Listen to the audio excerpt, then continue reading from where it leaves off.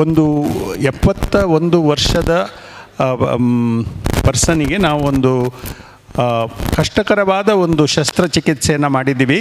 ಇದು cancer, kidney ಕ್ಯಾನ್ಸರಿಂದ ಈ ರೋಗ ಹರಡಿಕೊಂಡು ಇನ್ಫೀರಿಯರ್ ವೆನಾ ಕೇವಾ ಅಂತ ಒಂದು ದೊಡ್ಡ ರಕ್ತನಾಳದಲ್ಲಿ ಹೋಗಿತ್ತು.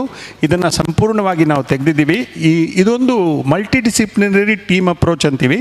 ಈ ಆಪ್ರೇಷನ್ನಲ್ಲಿ ನಾವು 3 ಜನ ಮಾತ್ರ ಅಲ್ಲ, ಅನೆಸ್ಥೆಟಿಸ್ಟ್ ಇದ್ದರು, ಇಂಟೆನ್ಸಿವಿಸ್ಟ್ ಇದ್ದರು, ಇನ್ನೂ ಕೆಲವು ಸರ್ಜನ್ಗಳಿದ್ದರು. ಇಷ್ಟು ಜನ ಸೇರಿಕೊಂಡು ಮಾಡಿರುವಂಥ ಒಂದು ಆಪ್ರೇಷನ್ನು ಸಕ್ಸಸ್ಫುಲ್ಲಾಗಿ ಆಯಿತು ಅಂತ ಹೇಳೋಕ್ಕೆ ಸಂತೋಷ ಪಡ್ತೀವಿ. ಆ ಕಾರಣದಿಂದ ಈ ಪ್ರೆಸ್ ಮೀಟನ್ನು ಮಾಡ್ತಾ ಇದ್ದೀವಿ. ಡಾಕ್ಟರ್ ದಿನೇಶ್ ಅವರು ಆ ಕೇಸ್ ಬಗ್ಗೆ ಈಗ ಹೇಳ್ತಾರೆ. ಕಿಡ್ನಿಯನ್ನು ತೆಗಿಲಿಕ್ಕೆ ಆಗಲ್ಲ. ಇದರಲ್ಲಿ ತುಂಬ ಲಿವರ್ ಡಿಸೆಕ್ಷನ್ ಇದೆ, ಇನ್ಫೀರಿಯರ್ ವೆನಾ ಕೇವಾ ಡಿಸೆಕ್ಷನ್ ಇದೆ.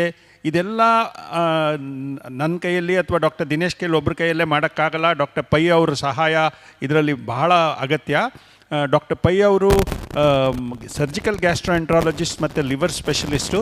ಅವರು ಈ ಆಪ್ರೇಷನಲ್ಲಿ ತುಂಬ ಒಂದು ಮಹತ್ವವಾದ ಒಂದು ಪಾತ್ರವನ್ನು ನಿಭಾಯಿಸಿದ್ದಾರೆ. ಅವರೊಂದು 2 ಮಾತು ಹೇಳಬೇಕು ಅಂತ ಕೇಳಿ. ಹಲೋ, ಈಗ ಆಲ್ಮೋಸ್ಟ್ 2 ತಿಂಗಳಿಂದ ಮೂತ್ರದಲ್ಲಿ ರಕ್ತ ಬರ್ತಾ ಇದೆ ಮತ್ತು ತೂಕ ಕಡಿಮೆ ಆಗ್ತಾಯಿದೆ ಅಂತ ನಮ್ಮಲ್ಲಿ ಬಂದಾಗ ನಾವು ಅವ್ರನ್ನ ಪರೀಕ್ಷೆ ಮಾಡಿ ಮತ್ತು ಕೆಲವು ಟೆಸ್ಟ್ಗಳನ್ನು ಮಾಡಿದ್ವಿ. ಟೆಸ್ಟ್ಗಳಂದರೆ ಅಲ್ಟ್ರಾಸೌಂಡ್ ಮಾಡಿದಾಗ ರೈಟ್ ಕಿಡ್ನಿಲಿ ಒಂದು ಗೆಡ್ಡೆ ಇದೆ ಅಂತ ಗೊತ್ತಾಯಿತು.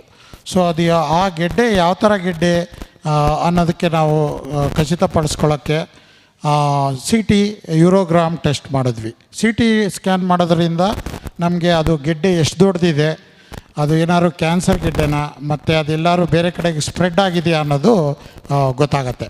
ಸೊ CT ಸ್ಕ್ಯಾನ್ ಮಾಡಿದಾಗ ಇದು ರೈಟ್ ಕಿಡ್ನಿದು ಕ್ಯಾನ್ಸರ್ ಅಂತ ಗೊತ್ತಾಯಿತು. ರೀನಲ್ ಸೆಲ್ ಕಾರ್ಸಿನೋಮಾ ಅಂತೀವಿ ನಾವು.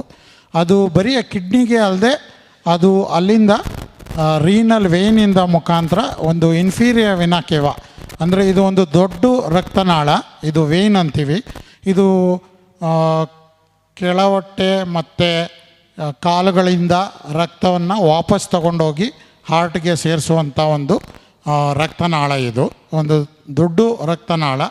ಈ ಕಿಡ್ನಿ ಕ್ಯಾನ್ಸರು ಅಲ್ಲಿವರೆಗೂ ರಕ್ತನಾಳದವರೆಗೂ ಇನ್ಫೀರಿಯರ್ ವೆನಾ ಕೇವಾ ಅಂತೀವಿ. ಸೊ ಅಲ್ಲಿವರೆಗೂ ಅದು ಹಬ್ಬಿತ್ತು. ಆ ರಕ್ತನಾಳದ್ದು ಸ್ಟೇಜ್ ನಾವು ಕ್ಯಾಲ್ಕುಲೇಟ್ ಮಾಡಿದಾಗ ಬರೀ ರೀನಲ್ ವೇನಲ್ಲೇ ಇದ್ದರೆ ಸ್ಟೇಜ್ 1 ಅಂತೀವಿ. ಅದು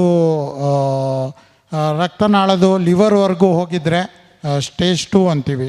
ಮತ್ತು ಅದು ಲಿವರಿಂದ ಮೇಲೆ ಹೋಗಿ ಹಾರ್ಟ್ವರೆಗೂ ಹೋಗುತ್ತೆ ಕೆಲವು ಸಲ, ರೈಟ್ ಸೈಡ್ ಆಫ್ ಹಾರ್ಟ್ವರೆಗೂ. ಸೊ ಆ ಒಂದು ಕಿಡ್ನಿದು ಟ್ಯೂಮರು, ಥ್ರಾಂಬಸ್ಸು, ಕಿಡ್ನಿ ರೀನಲ್ ಸೆಲ್ ಕಾರ್ಸಿನೋಮಾದು ಥ್ರಾಂಬಸ್ಸು ಅಲ್ಲಿವರೆಗೂ ಹೋಗಿತ್ತು. ಅದ್ರ ಜೊತೆಗೆ ಲಿಂಫ್ ನೋಡ್ ಅಂತ ಹೇಳ್ತೀವಿ, ಪಕ್ಕ ಇರುವಂಥ ಒಂದು ಲಿಂಫ್ ಡ್ರೈನೇಜ್ ಮಾಡುವಂಥ ಒಂದು ಲಿಂಫ್ ನೋಡ್ಸ್ಗಳಿರುತ್ತೆ. ಸೊ ಅಲ್ಲಿಗೂ ಹೋಗಿತ್ತು. ಸೊ CT ಸ್ಕ್ಯಾನ್ ಮಾಡಿದಾಗ ಇದು ಸ್ಟೇಜ್ 3 ಕ್ಯಾನ್ಸರ್ ಅಂತ ಗೊತ್ತಾಯಿತು. ಸ್ಟೇಜ್ 1 ಅಂದರೆ ಬರೀ ಕಿಡ್ನಿಲೇ ಲೆಸ್ ದೆನ್ 7 ಸೆಂಟಿಮೀಟ್ರ್ ಇದ್ದರೆ ಸ್ಟೇಜ್ 1 ಅಂತೀವಿ. ಮೋರ್ ದೆನ್ 7 ಸೆಂಟಿಮೀಟರ್ ಇದ್ದರೆ ಸ್ಟೇಜ್ 2 ಅಂತೀವಿ. ಅದು ರಕ್ತನಾಳಕ್ಕೆ ಹೋದಾಗ ಸ್ಟೇಜ್ 3 ಅಂತೀವಿ. ಸೊ ಸ್ಟೇಜ್ 3 ಕ್ಯಾನ್ಸರ್ಗೆ one of the best treatment ಅಂದರೆ ಇದು ಸರ್ಜರಿ ಮಾಡಿ ತೆಗೆಯುವಂಥದ್ದು. ಅಂದರೆ ಇದು ಕಿಡ್ನಿ ಸಿಂಪಲಾಗಿ ತೆಗೆಯೋದಕ್ಕೂ ಸ್ಟೇಜ್ 1 ಸ್ಟೇಜ್ಗೂ ಸ್ಟೇಜ್ 3ಗೂ ವ್ಯತ್ಯಾಸ ಇರುತ್ತೆ. ಸ್ಟೇಜ್ 3 ಕ್ಯಾನ್ಸರಲ್ಲಿ ಏನಾಗುತ್ತೆ, ಈ ಒಂದು ಕ್ಯಾನ್ಸರು ರಕ್ತನಾಳಕ್ಕೆ ಹೋಗಿರುತ್ತೆ. ರಕ್ತನಾಳಕ್ಕೆ ಹೋದಾಗ ಅದನ್ನು ನಾವು ಕೇರ್ಫುಲ್ಲಾಗಿ ಡಿಸ್ಲಾಡ್ಜ್ ಆಗ್ದಂಗೆ, ಆ ಒಂದು ಕ್ಯಾನ್ಸರು ಡಿಸ್ಲಾಡ್ಜ್ ಆಗಿ ಲಂಗ್ಸ್ಗೆ ಹೋಗೋ ಚಾನ್ಸಸ್ ಇರುತ್ತೆ, ಹಾರ್ಟ್ಗೆ ಹೋಗೋ ಚಾನ್ಸಸ್ ಇರುತ್ತೆ. ಆ ಥರ ಆದಾಗ ಪಲ್ಮನರಿ ಎಂಬೋಲಿಸಮ್ ಆಗ್ಬೋದು, ಹಾರ್ಟ್ ಫೇಲ್ಯೂರ್ ಆಗ್ಬೋದು. ಸೊ ಅದರಿಂದ ಇದನ್ನು ನಾವು ಕೇರ್ಫುಲ್ಲಾಗಿ ತೆಗಿಬೇಕಾಗತ್ತೆ. ಸೊ ಇದು ರಕ್ತನಾಳ ಲಿವರ್ ಹಿಂದೆನೂ ಹೋಗ್ತಿರುತ್ತೆ, ಪ್ಲಸ್ ಹಾರ್ಟ್ಗೂ ಹೋಗ್ತಿರುತ್ತೆ.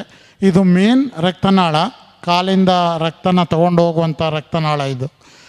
ಕಿಡ್ನಿ ಕ್ಯಾನ್ಸರ್ ಇರುವಾಗ ಅದರ ಮುಂದೆ ದೊಡ್ಡ ಕರುಳಿರುತ್ತೆ, ಅದರ ಮೇಲೆ ಲಿವರ್ ಇರುತ್ತೆ. ಸೊ ನಾವು ಈ ರಕ್ತನಾಳ ಎಕ್ಸ್ಪೋಸ್ ಮಾಡಬೇಕು ಅಂದರೆ, ನಾನು ಎಕ್ಸ್ಪೋಸ್ ಮಾಡಿದ್ರೆ ಡಾಕ್ಟರ್ ಉಪೇಂದ್ರ ಶೆಣೈ ಸರ್ಗೆ ಅದು ಓಪನ್ ಮಾಡಿ ಆ ಕ್ಲಾಟ್ ಟ್ಯೂಮರ್ ತೆಗಿಯೋಕ್ಕಾಗೋದು ರಕ್ತನಾಳದಿಂದ. ಎಕ್ಸ್ಪೋಸ್ ಮಾಡಬೇಕು ಅಂದರೆ ನಾನು ಲಿವರು ಎತ್ತಿ ಲೆಫ್ಟಿಗೆ ರಿಫ್ಲೆಕ್ಟ್ ಮಾಡಬೇಕು, ಆವಾಗ ಆ ರಕ್ತನಾಳ ಎಕ್ಸ್ಪೋಸ್ ಆಗುತ್ತೆ. ಪ್ಲಸ್ ದೊಡ್ಡ ಕರುಳು ನಮ್ಮ ಟ್ಯೂಮರ್ ಮೇಲಿಂದ ಎತ್ತಿ ಆಚೆ ಕಡೆಗೆ ಮಾಡಿದ್ರೇ ನಮಗಿದು ಎಕ್ಸ್ಪೋಸ್ ಮಾಡಿಬಿಟ್ಟು ಆ ಕಿಡ್ನಿ ತೆಗೆಯೋದಾಗಲಿ ರಕ್ತನಾಳ ಎಕ್ಸ್ಪೋಸ್ ಮಾಡೋದಾಗಲಿ ಮಾಡೋಕ್ಕಾಗೋದು. ಇದರಲ್ಲಿ ಸ್ಟೇಜ್ 2 ಇತ್ತು, ಲಿವರ್ ಹಿಂದೆ ತನಕ ಈ ರಕ್ತನಾಳದೊಳಗಡೆ ಟ್ಯೂಮರ್ ಹೋಗಿತ್ತು. ಸೊ ನಾವು ಲಿವರ್ ಮೇಲೆ ತನಕ ಹೋಗಿ ಆ ಇನ್ಫೀರಿಯರ್ ವಿನಾ ಕವ ನಾವು ಎತ್ತಬೇಕು ಅಥವಾ ಕಂಟ್ರೋಲ್ ಮಾಡೋಕ್ಕೆ ಆಗಬೇಕು. ಕಂಟ್ರೋಲ್ ಮಾಡದೆ ನಾವು ಆ ರಕ್ತನಾಳ ಓಪನ್ ಮಾಡಿದರೆ ಬ್ಲೀಡಿಂಗ್ ಆಗಿ ಪೇಷಂಟಿಗೆ ಅಪಾಯ ಬರುತ್ತೆ. ಸೊ ನಾವು ಲಿವರು ಮೊಬಿಲೈಸ್ ಮಾಡಿ ಲೆಫ್ಟಿಗೆ ತಗೊಂಡು ಆ ರಕ್ತನಾಳ ಎಕ್ಸ್ಪೋಸ್ ಮಾಡಿ ಅದಕ್ಕೆ ನಾವು ವ್ಯಾಸ್ಕುಲರ್ ಟೇಪ್ಸ್ ಅಂತ ಹೇಳ್ತೀವಿ. ಟೇಪ್ಸ್ ಹಾಕಿ ಕಂಟ್ರೋಲ್ ಮಾಡಿ ಕ್ಲ್ಯಾಂಪ್ ಮಾಡಿದ ಮೇಲೆ ನಾವು ರಕ್ತನಾಳ ಓಪನ್ ಮಾಡೋದು. ಸೊ ಆ ಕೆಲಸ ನಾವು 3 ಜನ ಸೇರಿದರೆ ಮಾತ್ರ ಯಶಸ್ವಿಯಾಗಿ ಕಂಪ್ಲೀಟ್ ಮಾಡೋಕ್ಕೆ ಆಗೋದು. ಅದೇ ಕಾರಣದಲ್ಲಿ ನಾವು 3 ಜನ ಪ್ಲಸ್ ನಮ್ಮ ಪೇಷಂಟ್ ತಲೆಭಾಗದಲ್ಲಿ ಅನಸ್ಥೀಶಿಯಾಲಜಿಸ್ಟ್ ಅವರು ಕೂಡ ಒಂದು ಮುಖ್ಯವಾಗಿರೋ ಪಾತ್ರ ನಿಭಾಯಿಸ್ತಾರೆ. ಅವರು ಬ್ಲೀಡಿಂಗ್ ಆಗಿ ಪೇಷಂಟ್ ಬ್ಲಡ್ ಪ್ರೆಷರ್ ಕಮ್ಮಿ ಆಗೋರ್ಗೆ ಸಪೋರ್ಟ್ ಮಾಡಿ ಮೇಂಟೈನ್ ಮಾಡ್ಕೊಂಡು ಹೋಗೋದು ಇದೆಲ್ಲ ಅವ್ರ ಕಡೆಯಿಂದನೂ ಆಗಬೇಕು. ಪ್ಲಸ್ ನಮ್ಮ 3 ಸರ್ಜಿಕಲ್ ಸ್ಪೆಷಾಲಿಟಿಗಳಿಂದನೂ ಇಷ್ಟು ಕೆಲಸ ಮಾಡಿ. ಇನ್ನೊಂದು ಮೆಸೇಜ್ ಈಗ ಆಲ್ರೆಡಿ ಡಾಕ್ಟರ್ ದಿನೇಶ್ ಹೇಳಿದ್ದಾರೆ. ಕ್ಯಾನ್ಸರ್ ಅಂದರೆ ನಮ್ಮ ಜನಗಳಲ್ಲಿ ತುಂಬ ಮೂಢನಂಬಿಕೆಗಳು, ಅದು ಕ್ಯೂರ್ ಆಗಲ್ಲ, ಈ ಥರದ್ದೆಲ್ಲ ಇದೆ ಮನಸ್ಸಲ್ಲಿ. ಬಟ್ ಇದು ಸ್ಟೇಜ್ 3 ಕ್ಯಾನ್ಸರು, ಅದು ಕ್ಯೂರ್ ಮಾಡೋಕ್ಕೆ ಅವಕಾಶ ಇದೆ ಅಂತ ಮೆಸೇಜು ನಮ್ಮ ಜನಗಳಿಗೆ ತಲುಪಿಸ್ಬೇಕು. ಅದಕ್ಕೂ ಕೂಡ ಈ ಪ್ರೆಸ್ ಕಾನ್ಫರೆನ್ಸ್ ಮಾಡಿರೋದು. ನಾವು ಒಗ್ಗಟ್ಟಲ್ಲಿ ನಿಂತರೇ ಸರ್ಜಿಕಲ್ ಸ್ಪೆಷಾಲಿಟೀಸು ಈ ಒಳ್ಳೆ ರಿಸಲ್ಟ್ ಕೊಡೋಕ್ಕೆ ಸಾಧ್ಯವಾಗಿರೋದು. ನಾನೇ ಎಲ್ಲೇ ಮಾಡ್ತೀನಿ ಅಂತ ತಿಳ್ಕೊಂಡು ಕೂತ್ಕೊಂಡ್ರೆ ಇಷ್ಟು ಒಳ್ಳೆ ರಿಸಲ್ಟ್ ಕೊಡೋಕ್ಕೆ ಸಾಧ್ಯವಿಲ್ಲ.